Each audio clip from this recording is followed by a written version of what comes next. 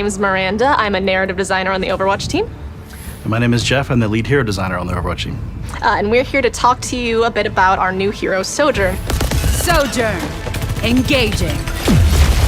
She's our newest DPS hero, and I figure I can kick us off by talking a little bit about her story. Sojourn is a hero who is obviously no stranger to combat. She got her start in the Canadian military and eventually was so successful there that she joined up with Overwatch. Fans will probably remember Sojourn from the Archives Storm Rising mission where she led a bunch of our heroes through. Target in sight, Captain. We've waited a long time for Maximilian to show his face. She is a captain in Overwatch who is very much respected by a lot of heroes in our cast. But something people might not know about Sojourn is that she actually had a pretty big role to play during the United Nations hearings that would eventually lead to Overwatch disbanding and being shut down. And after that happened, Sojourn eventually retired to her home in Toronto.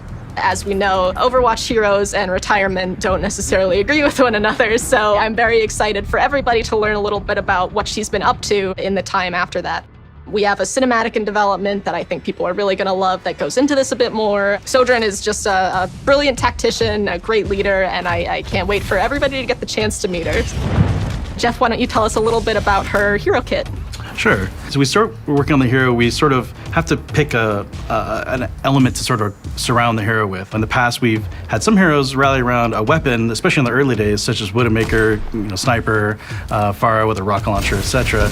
So we really were looking at different weapon types we haven't explored yet in Overwatch, and I think the number one idea that came up that we all loved was this idea of a railgun. Railgun powered and ready to fire. That was pretty much all that needed to be said. So try putting the typical railgun from other games in and just see how it goes. And turns out the ability to fire really accurate, high-powered shots just constantly, all the time, was kind of just a balanced nightmare and not really doable. But we really liked the gameplay, and we ended up with her gun as it is now, which I'll go through her whole kit here right now.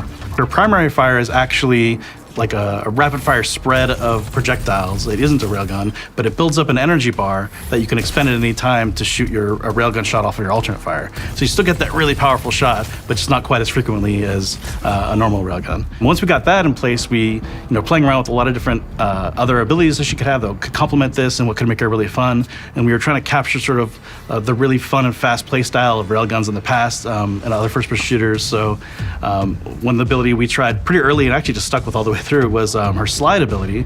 And the way that works is she could just slide anytime she wants, any direction she wants. And it goes really far and really fast, and she can fire during all this. So you get these really cool moments where you slide around a corner and try to finish somebody off or get that railgun shot off after you've built up the whole meter. Also, attached to this, you can jump during this slide and get like a super big jump off of it too. So in a lot of ways, you can get a lot of like vertical mobility out of this, jump on top of rooftops or over a wall. Pretty quickly on playtest, we got a lot of really cool like high flying shots, jumping over a wall and surprising people with her full railgun charge and everything. So that really helps her get like, this really fast gameplay style. And then her secondary ability is called Disruptor Shot. This is a projectile that fires out and expands into sort of an energy field that can slow enemies that are caught in it and does damage to them if they stay inside of it. It's a really fun combination, especially because of that slow. If you slide around a corner and drop a Disruptor Shot on people and they're trying to scatter and get away but they're slowed, it makes it a lot easier to line up those really powerful railgun shots. Or a lot of times we'll see people do like land a really good shot and then the person will get away with a little bit of health and they'll be around the corner and you like fire the Disruptor Shot around the corner and it kind of explodes around and takes them out. So there's a lot of really fun combinations with all of these the abilities to sort of create really fun moments. And then our ultimate is, we were setting our ultimate. We had a couple different things we tried in the past. One of the original ones we tried was this big railgun shot that just went through the whole map. It was almost like an instant Hanzo Dragon ultimate, which was it didn't go over super well, so that one ended up getting cut. But what we ended up going with was, and we call it Overclock. We all kind of fell in love with this, and the way this works is it kind of just turns on a mode where her energy is just constantly filling itself for her railgun, so she no longer has to fire their primary fire to fill it up.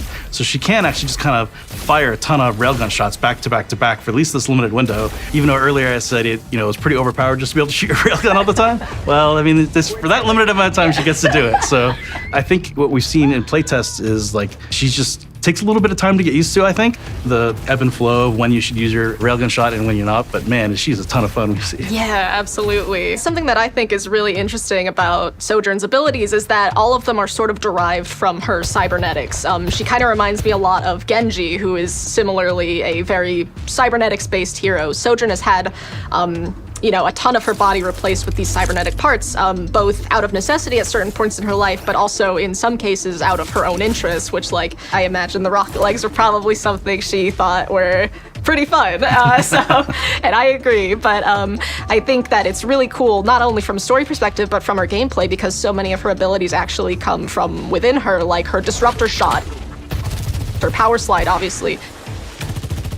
Even her overclock is a function of her cybernetics, and I think that's very exciting. So Yeah, that actually reminds me when we were first coming up with what her kind of visual look would be. And I remember one of these meetings, we were talking about her disruptor shot, how that was going to come out. There were a lot of ideas about should it, be a throne, or should it be something that comes out of her wrist or something, kind of like Farah's concussive rocket.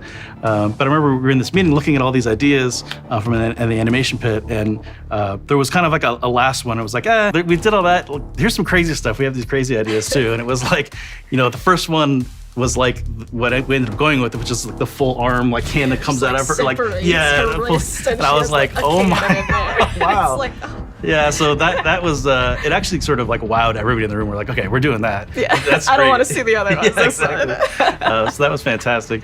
And we've gotten some play on her already in the alpha, and the feedback has been fantastic. And once we get the beta rolling, which is coming up pretty soon, I think we're going to get this many more people in there and get a lot more eyes on it. And I think you guys are really going to love her. Yeah, I think it's really cool to see people actually getting their hands on her, because like it's one thing for all of us to play it, but it's another thing entirely for a broader audience to play. So yeah, I'm really excited for people to get a chance to play her. I'm really excited as well to see how she sort of relates and fits in with the larger cast of heroes in Overwatch. The amount of established relationships that we get a little bit of insight into. She is somebody who kind of reminds me of Ana. So Ana obviously was our first new hero, and even though she was a new hero, she had so many relationships existing with our hero roster that she felt very natural. And I think Sojourn's pretty similar. Obviously, she was a member of Overwatch, so she has a lot of connections there that she plays on all through her kit and her voice lines.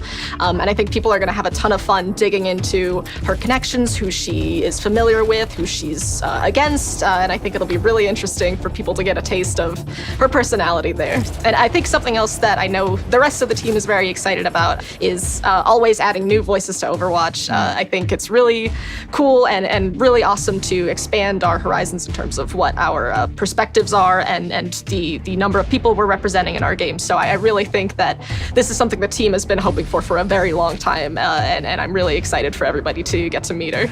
So that about wraps it up for Sojourn. We can't wait for you all to play her. See you next time.